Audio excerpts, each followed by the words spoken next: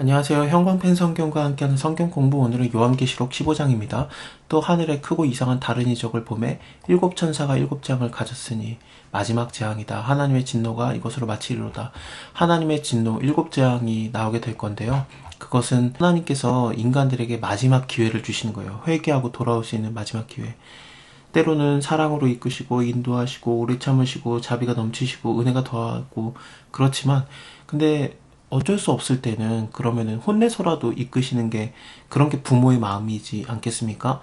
똑같은 거예요. 하나님께서 마지막 재앙을 통해서 때려서라도 혼내서라도 좀 이끄시려고 하는 그런 게 있습니다. 하나님의 말씀 안에 들어오지 못하는 자들을 위한 그런 마지막 경고죠. 출애굽기를 봐도 이스라엘 사람들을 하나님께서 애굽에서 인도해 내실 때 그때 10가지 재앙을 주시지 않습니까? 그걸 통해서 그들에게 자기가 하나님임을 계속 드러낸 거예요. 그리고 하나님을 믿고 하나님의 말씀을 따랐던 자는 애굽 사람이라고 할지라도 그 재앙에서 좀 준비하면서 피하고 그러는 일이 있었습니다. 근데 믿지 않고 그러면은 뭐 결국에는 하나님의 진노를 계속 받는 거죠. 어쨌든 이 진노에 대한 것이 나오고 있습니다. 하나님의 마지막 경고입니다. 회개하게 하는 그런 것입니다. 또 내가 보니 불이 섞인 유리바다 같은 것이 있고 짐승과 그의 우상과 그의 이름의 수를 이기고 벗어난 자들이 유리바닷가에 서서 하나님의 검은 고를 가지고 하나님의 종의 모세의 노래 어린 양의 노래를 불러가로되, 저번 시간에 우리 봤었죠. 이 노래는 검은 고를 갖고 이 14만 4천 명이 노래를 하고 있었잖아요. 내가 하늘에서 나는 소리를 들으니 많은 물소리도 같고 큰 내성과도 같은데 내게 들리는 소리는 검은 고 타는 자의 그 검은 고 타는 것 같더라. 저희가 보좌와 내 생물과 장로들 앞에서 새 노래를 부르니 땅속에서 구속함을 얻은 14만 4천인 외에는 능히 이 노래를 배울 자가 없도다. 이 검은 고를 갖고 노래하는 것 같은 그런 게 있었는데 15장에서 그 노래가 뭔지 정확하게 나오는 거죠. 하나님의 검은 고를 가지고 하나님의 종 모세의 노래 어린 양의 노래를 불러가로되, 주 하나님 곧 전능하시니요 하시는 일이 크고 기이하시도다.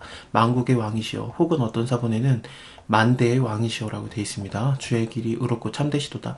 주여, 누가 주의 이름을 두려워하지 아니하며 영화롭게 하지 아니하오리까? 오직 주만 거룩하십니다. 주의 의로우신 일을 나타내심에 만국이 와서 주께 경배하리다 하더라.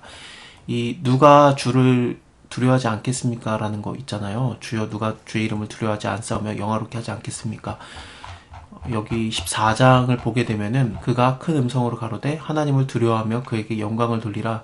이는 그의 심판하실 시간이 이르렀음이니 하늘과 땅과 바다의 물들에 근원을 만드신 이에게 경배하라. 하나님을 두려워하면서 영광을 돌리라는 명령이 있었는데 실제로 이렇게 찬양을 하는 겁니다. 주여, 누가 주의 이름을 두려워하지 아니하며 영화롭게 하지 않겠습니까? 또 이 이후에 내가 보니 하늘의 증거장막에 성전이 열리며 일곱 재앙을 가진 일곱 천사가 성전으로부터 나와 맑고 빛난 세마포 옷을 입고 가슴에 금띠를 띠고 내 생물 중에서 하나가 세세에 계신 하나님의 진노를 가득 담은 금대접 일곱을 그 일곱 천사에게 주니 하나님의 영광과 능력을 인해서 성전의 연기가 차게 되매 일곱 천사의 일곱 재앙이 마치기까지 성전에 능히 들어갈 자가 없더라.